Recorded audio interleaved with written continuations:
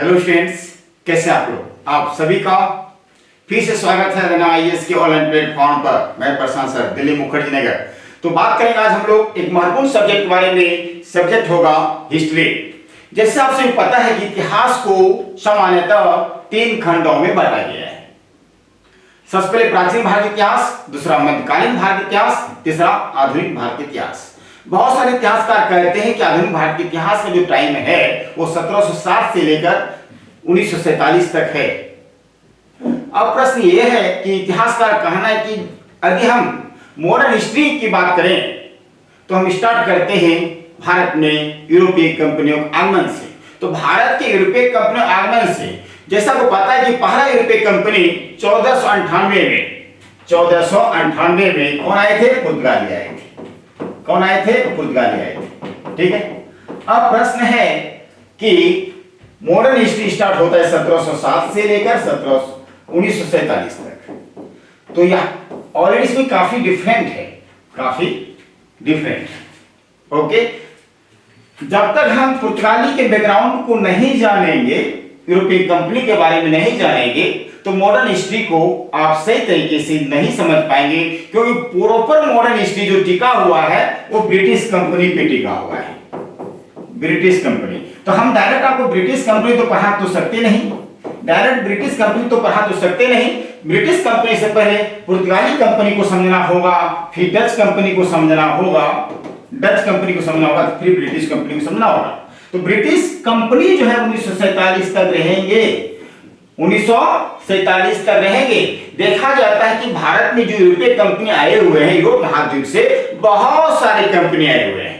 बहुत सारे कंपनी में जो कुछ इंपोर्टेंट कंपनी हैं उन्हीं के बारे में इतिहासकारों के द्वारा लिखा गया है। तो सबसे पहले कौन सी कंपनी आई है? तो पुर्तगाली आई है। दूसरे नंबर पे कौन सी कंपनी है? तो डच कंपनी आई है।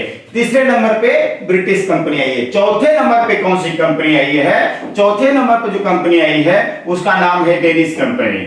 उसका नाम है डेनिश कंपनी। ठीक है। और 5वें नंबर पे जो कंपनी आई है उस 5वें नंबर के कंपनी का नाम है आपका फ्रांसीसी कंपनी। उस कंपनी नाम क्या है? फ्रांसीसी कंपनी। राइट। ओके। तो उसके बाद 6 नंबर की यदि बात करें उस कंपनी का नाम है स्वीडिश कंपनी। उस कंपनी का नाम क्या है? स्वीडिश कंपनी है। अब एक बार यहाँ पे एक बार फिर देख लेते हैं, यह जो कंपनी आई है, जो कंपनी है यूरोपीय कंपनी, कब कब आई है इसको भी देख लेते हैं। ठीक है। तो याद रखिएगा, यह जो कंपनी आई है पुर्तगाली कंपनी आई है 1498 में सबसे पहले, और डच कंपनी जो आई है भारत वो 1605 में आई है। वो कब आई है? 1605 में आई है। वहीं ब्रिटिश कंपनी जो भारत आई है वो 1608 में आई है। और बात करें डेनिश कंपनी के बारे में, डेनिश कंपनी आई है 1616 में आई है, और फ्रांसीसी कंपनी 1664 में आई है, और स्वीडिश कंपनी 1731 में आई है।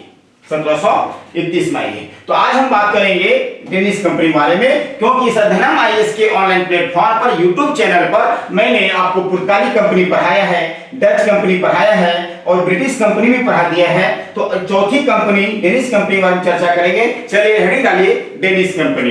तो डेनिश कंपनी के बारे में बात करें तो डेनिश कंपनी का मतलब ये हुआ डेनमार्क की कंपनी। डेनिश कंपनी का मतलब क्या हुआ? डेनमार्क की company. Right now please, Denmark की कंपनी। समझ में आया? सॉरी, डेनमार्क की कंपनी, दैट मींस डेनमार्क देश। ये जो डेनमार्क एक देश है, आप नाम सुने होंगे, जो यूरोप महाद्वीप में स्थित है। डेनमार्क एक देश है जो यूरोप महाद्वीप में स्थित है। और डेनमार्क की राजधानी कौन सा है? कोपेनहेगन।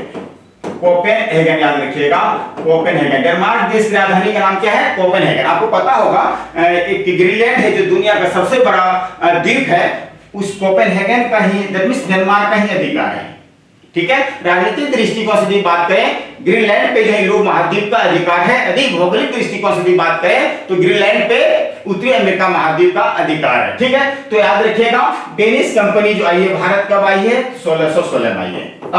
अब देखिए यहाँ पे फैक्ट के रूप में जो आपसे क्वेश्चन पूछा जाता है डेनिश कंपनी संबंधित, क्या पूछा जाएगा? तो क्वेश्चन पूछेगा डेनिश कंपनी भारत कब आई? 1616 में आई। ठीक है। अब डेनिश कंपनी की पहली फैक्ट्री भारत की धरती पर कहां लगी है? तो याद रखिएगा 1620 ईस्वी में 1620 ईस्वी में डेनिस की पहली फैक्ट्री लगती है त्रावणकोर में। कहां लगती है? त्रावणकोर में। ये त्रावणकोर कहां है? तो तमिलनाडु में है। एक फैक्ट तो आपको ये बातें याद रखनी होगी। समझ में आया? तो डेनिस कंपनी की पहली फैक्ट्री कहां लगती है? त्रावणकोर में लगती है। और त्रावणकोर कहां है? तमिलनाडु। और कब लगती है? 1620 ईस्वी में। कोई दिक्कत? ओके, अब बात करेंगे डेनिस की दूसरी फैक्ट्री कब लगी। डेनिस की दूसरी फैक्ट्री जो है, ये तो पहली फैक्ट्री है, राइट? ओके, तो फर्स्ट फैक्ट्री, दूसरी फैक्ट्री जो लगती है डेनिस की, दूसरी फैक्ट्री लगती है इसकी 1676 में लगती है। और कहां लगती है? श्रीरामपुर में लगती है।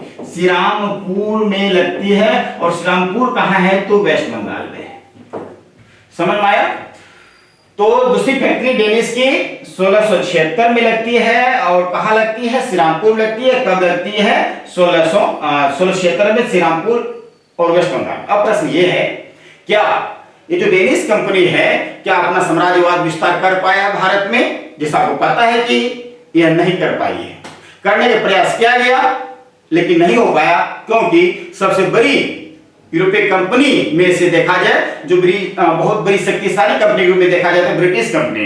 ब्रिटिश कंपनी के सामने जो है ये डेनिस कंपनी टिक नहीं पाती है। ओके, डेनिस कंपनी से पहले 3 कंपनी आ चुकी थी, डच, पुर्तगाली और अंग्रेज। इन तीनों कंपनी के बारे में यदि बात करें, तीनों कंपनी अपने आप में शक्तिशाली थी डेनिस कंपनी की तुलना में। इसलिए डेनिस कंपनी जो है मात्र 2 ही जगह फैक्ट्री लगा पाती है।